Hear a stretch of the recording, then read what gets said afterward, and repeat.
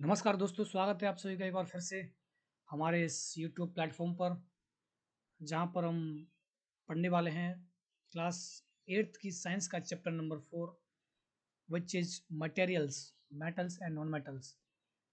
Chapter का नाम है materials, metals and non metals. इस चैप्टर में हम जानेंगे कि हमारे जो मटेरियल हैं उसके अंदर मेटल्स और नॉन मेटल्स दोनों आते हैं।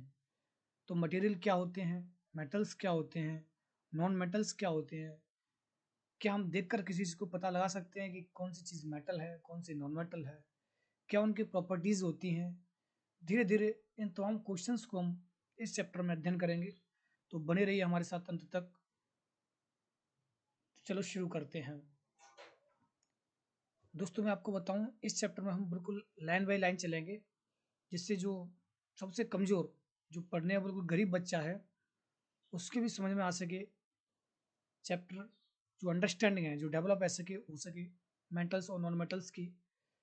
तो इस तरह से हम किसी चीज़ को स्किप नहीं करेंगे, आराम से बड़े ही तसल्लीपूर्वक लाइन बाय लाइन हम इसको पढ़ते चलेंगे। और आप पेन कॉपी से अपने साथ में लेकर के बैठें, जिससे कोई दिक्कत अगर आपको कहीं पर कोई प्रॉब्लम होती है तो उसको नोट करें और नीचे कमेंट बॉक्स में आप पूछें। या फिर साथ ही साथ इसके ऐसा भी हो सकता है कि अगर कोई चीज़ आपको अच्छी लगती है, इम्पोर्टेंट लगती है, उसको मैं बताता चलूँगा, उसको आप अपनी नोटबुक में नोट कर सकें। तो चलो शुरू करते हैं। जैसा कि चैप्टर का नाम है materials, metals and non metals.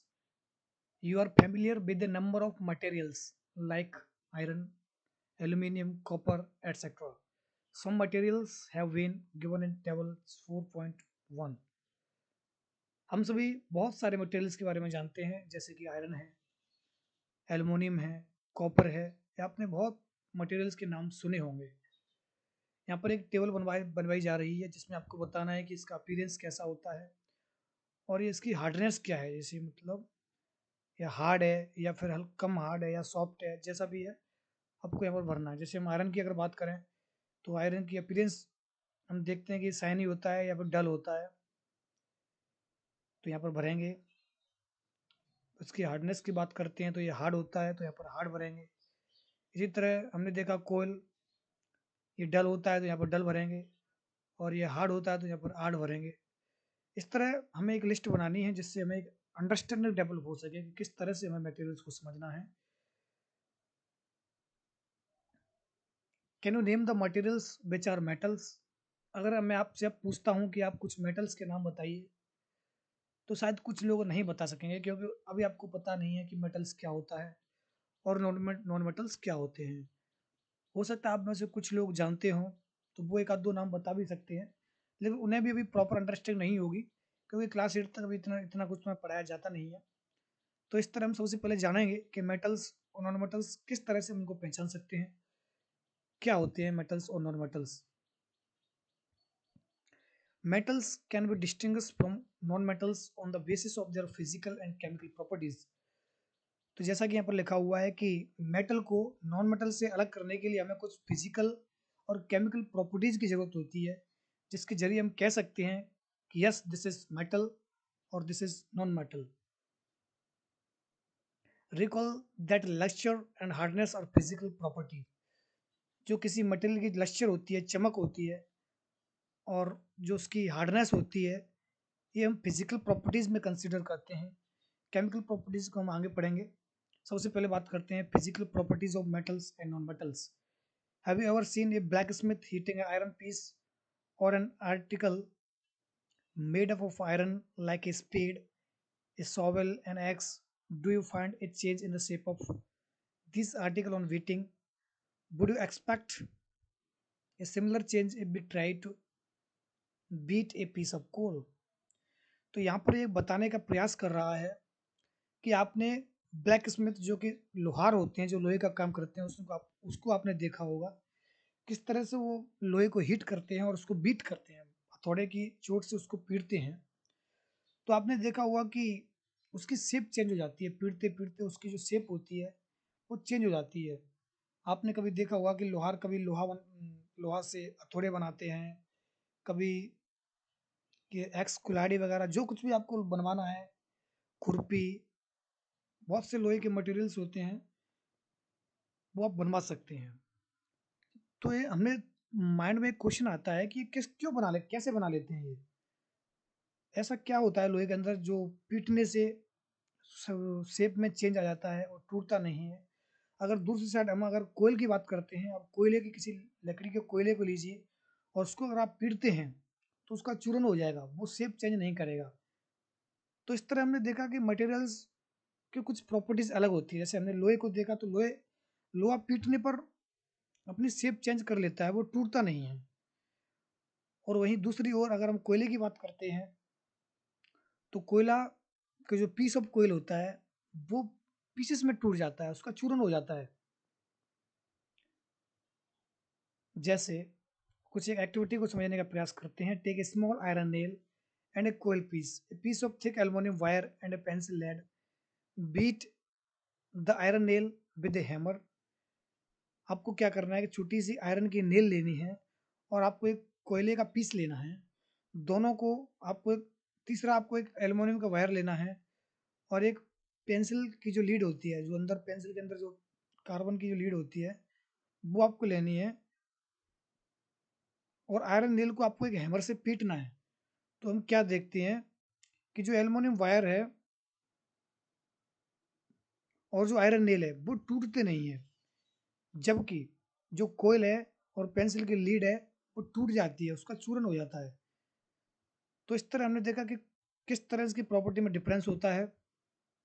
The property of metal by which they can be beaten into thin sheet is called malleability. तो ये मेटल की प्रॉपर्टी होती है कि जब हम उनको पीटते हैं तो वो एक थिन शीट में कन्वर्ट हो सकते हैं। उसकी थिन शीट में कन्वर्ट होने की प्रॉपर्टी को ही हम मेलिबिलिटी कहते हैं। The property of metals by which they can be beaten into a thin sheet, जिससे कि उनको पीट कर एक पतली सी सीट में कन्वर्ट किया जा सकता है। इस प्रॉपर्टी को हम क्या कहते हैं? मेलिबिलिटी कहते हैं। ये प्रॉपर्टी नॉन मेटल्स के अंदर नहीं पाई जाती, जैसा कि हमने लोहे के केस में देखा। जब लोहे को हम पीटते हैं तो bits can be converted into a thin sheet, हम उसको एक पतले सी सीट में बदल सकते हैं। जबकि हमने कोयल के केस में देखा कि कोयल को या फिर कार्बन की लीड को हम एक थिन शीट में नहीं बदल सकते, उसका जैसे ही हम उसको पीटने का प्रयास करते हैं उसका चूरन हो जाता है। तो इस तरह हम इसको डिस्टिंग्विश कर सकते हैं on the basis of malleability. This is one property and we will study some more properties like this. पहली प्रॉपर्टी मेलिबिलिटी होती है। दूसरी प्रॉपर्टी की अगर हम बात करें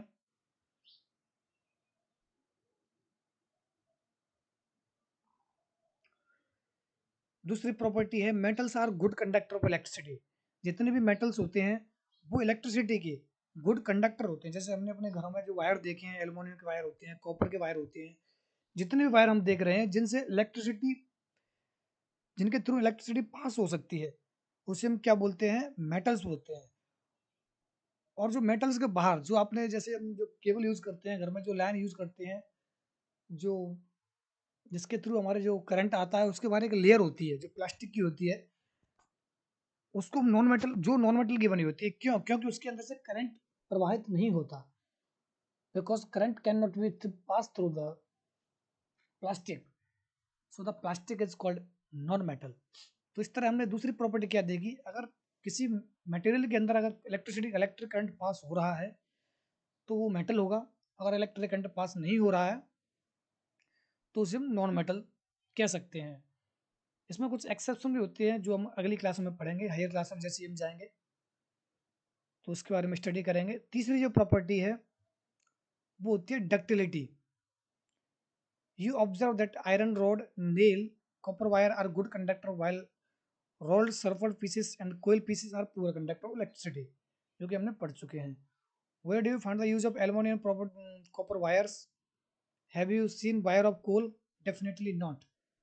The property of metal by which it can be drawn into wires is called ductility. तो जो मेटल होते हैं उसके हम वायर बना सकते हैं और उस वायर्स के थ्रू करंट पास हो सकता है। तो मेटल की जो वायर बनाने की प्रॉपर्टी होती है उस प्रॉपर्टी को हम क्या बोलते हैं? उस प्रॉपर्टी को हम डक्टिलिटी बोलते हैं। उस प्रॉपर्टी को हम डक्टिलिटी बोलते हैं। और जो जिससे हम थिन शीट बना सकते हैं उस प्रॉपर्टी को हम मेलिबिलिटी बोलते हैं। जैसा कि यहाँ पर लिखा हुआ है, मैंने इसको हेडलाइन कर रखा है और मैंने इसको हाईलाइट भी कर रखा है। आप भी अगर आपके पास बुक है तो इसको हाईलाइट कर लीजिए। अगर बुक नहीं है, आप वीडियो देख रहे हैं, तो वीडियो को पॉज करके यहीं पर रोक करके आप जो मैंने हाईलाइट कर रखा है उसको आप नोट करते हैं, जिससे ये डेफिनेशंस पेपर में पूछी जाती हैं और आपको पता होना चाहिए, जिससे आगे की क्लास में आपको काम आएगी और यहाँ पर तो आपको काम आएगा ही आएगा। तो चलो आगे बढ़ते हैं। तो हमने 3 चीज़ मेटल्स के बारे में पढ़ी, पहली मेलेबिलिटी, दूसरी गुड कंडक्ट ऑफ इलेक्ट्रिसिटी, तीसरी डक्टिलिटी। चौथी जो प्रॉपर्टी है, मेटल्स प्रोड्यूस रिंगिंग साउंड। जो मेटल्स होते हैं जो मेटल्स होते हैं वो उनको बजाने पर या फिर उनको गिराने पर एक रिंगिंग साउंड प्रोड्यूस करते हैं। हमने कभी अपने घरों में देखा हो, जब बर्तन गिर जाते हैं तो एक साउंड प्रोड्यूस होती है। तो वो साउंड क्या है, ये मेटल्स का संकेत देती है कि the sound produced by an metal. जो साउंड हमें सुन रहे हैं वो किसी मेटल की साउंड है। इससे हमें पता चलता है कि मेटल्स आवाज़ भी करते हैं। नॉन मेटल्स सोनोरस नहीं होते। कहने का मतलब ये है कि नॉन मेटल्स आवाज़ नहीं करते जब उनको पीटा जाता है या फिर गिराया जाता है। The materials other than metals are not sonorous.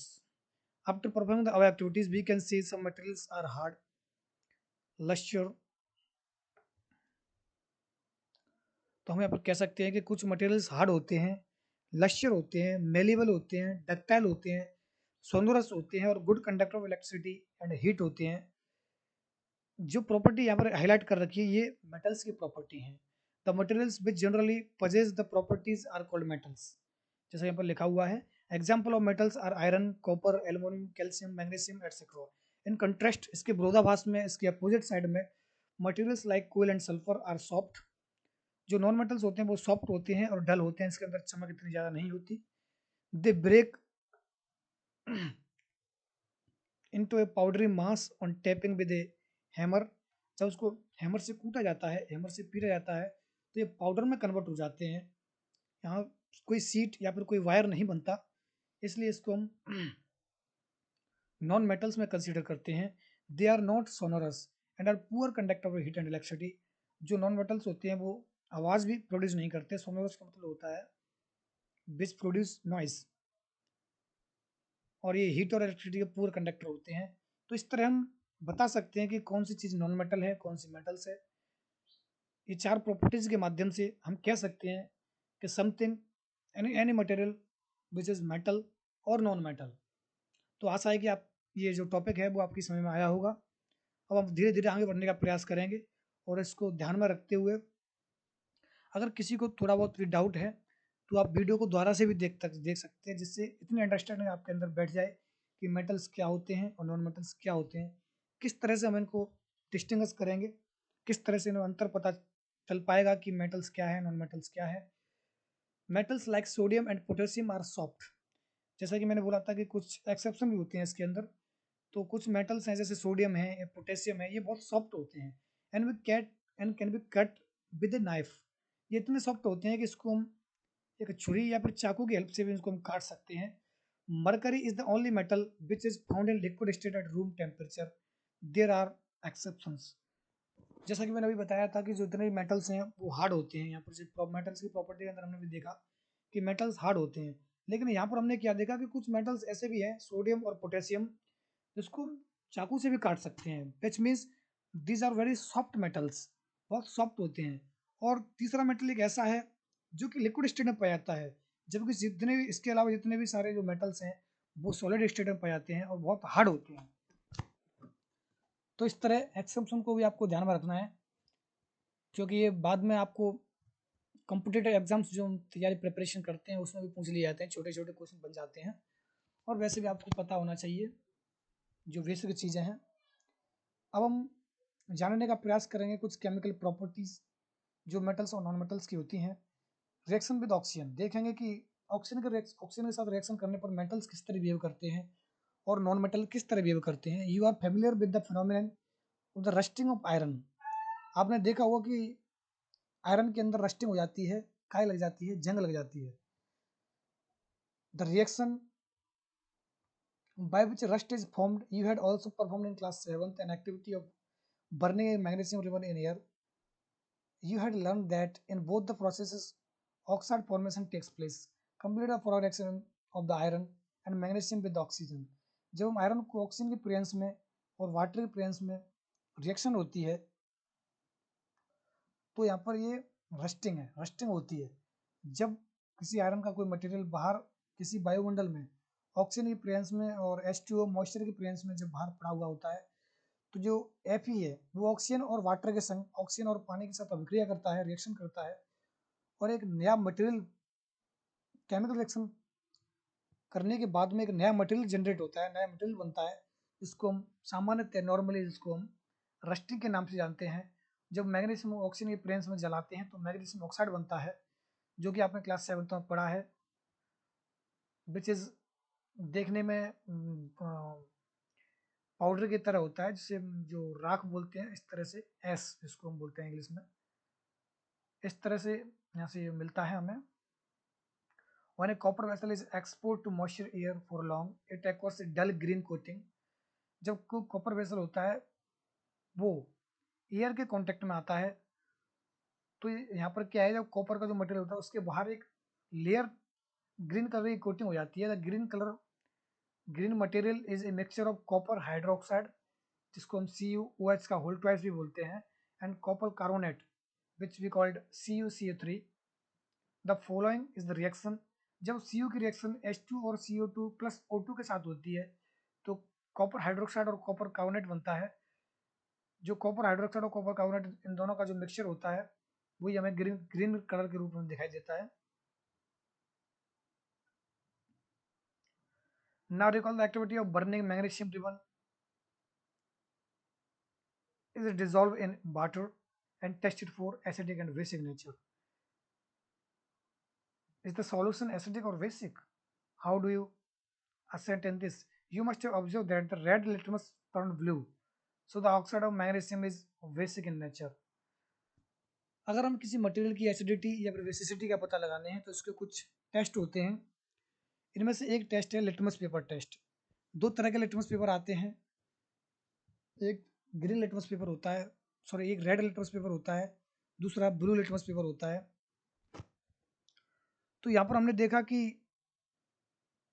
जो रेड लिटमस पेपर ब्लू में कन्वर्ट हो जाता है, जो लिटमस पेपर रेड कलर को ब्लू में कन्वर्ट हो जाता है, जो मटेरियल रेड लिटमस पेपर को ब्लू में कन्वर्ट कर देता है वो बेसिक नेचर का होता है, और जो मटेरियल ब्लू लिटमस पेपर को रेड में कन्वर्ट कर देता है वो एसिडिक नेचर का होता है।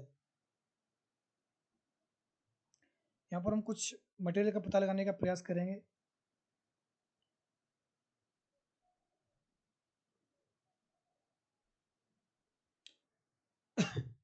Name of the base calcium hydroxide. Metals इसके अंदर कैल्शियम है। मेटल ऑक्साइड, कैल्शियम से सल्फ्यूरिक एसिड का नाम है सल्फ्यूरिक एसिड और नॉन मेटल का नाम है sulphur. The name of the product formed in the reaction of sulphur and oxygen is sulphur dioxide gas. When sulphur dioxide is dissolved in water, sulphuric acid is formed.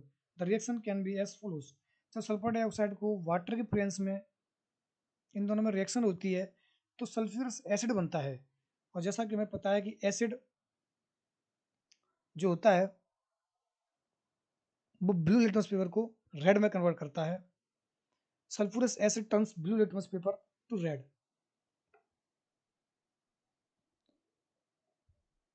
Generally, oxides of non-metals are acidic in nature. जितने भी non metals हैं उनके जो oxide होते हैं वो सभी acidic nature के होते हैं, और जितने भी मेटल हैं उनके जो ऑक्साइड होते हैं वो बेसिक नेचर के होते हैं। Recall the nature of the sum of the laboratory acid bases on you have read in class 7th. Noted down these names in table 4.4. Identify the reactions with metals. Reactions with water.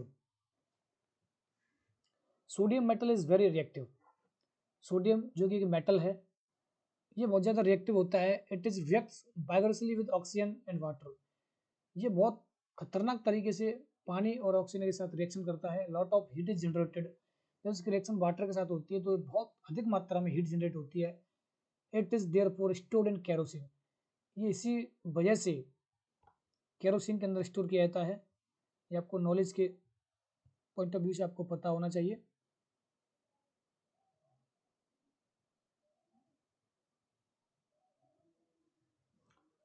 तो यहाँ पर हमने देखा that sodium react vigorously with water, some of other metals do not do so. Sodium जो है पानी के साथ बहुत ही खतरनाक तरीके से रिएक्शन करता है, बहुत ज़बरदस्त तरीके से रिएक्शन करता है, जबकि कुछ अदर मेटल्स हैं वो इस तरह के रिएक्शन नहीं करते। Generally non metals do not react with water, तो दे may be very reactive in air. Such nonmetals are stored in water. Phosphorus is a very reactive nonmetal. It catches fire if exposed to air. Phosphorus बहुत ज़्यादा reactive नॉनमेटल होता है। ये जब air के contact में आता है तो ये आग पकड़ लेता है। To prevent this contact of phosphorus with atmosphere oxygen, it is stored in water. तो इसके पानी जो हवा के साथ कांटेक्ट को बचाने के लिए इसको पानी में स्टोर किया जाता है। अगला टॉपिक है रिएक्शन विद एसिड। दोस्तों तो इसको हम अगले वीडियो में पढ़ेंगे। आज के लिए इतना ही काफ़ी है और आपसे अनुरोध है कि इस वीडियो को आप शेयर करें। अगर आपको वीडियो अच्छी लगी हो तो वीडियो को लाइक करें और जहाँ तक हमने पढ़ लिया है उसको एक बार रिवाइज जरूर करें। जिससे जब आप अगली वीडियो आप जब हम बनाएंगे वहाँ से आएंगे तो आपको समझ में ढंग से आ सके। ये हम यहाँ पर इसलिए रोक रहे हैं जिससे कि पूरा चैप्टर आपको एकदम से समझ में नहीं आएगा। आधा ज़्यादा करके जो चैप्टर आपको क्या है, जब आपको इतना रिवीजन हो जाएगा, इतना अंडरस्टैंडिंग डेवलप हो जाएगी तो आपको आगे की चीज़ें अच्छी समझ में आएंगी। इसलिए आपसे अनुरोध है कि इस वीडियो को जितना हो सके शेयर करें, इससे आपके साथ साथ दूसरों का भी इसमें फ़ायदा हो।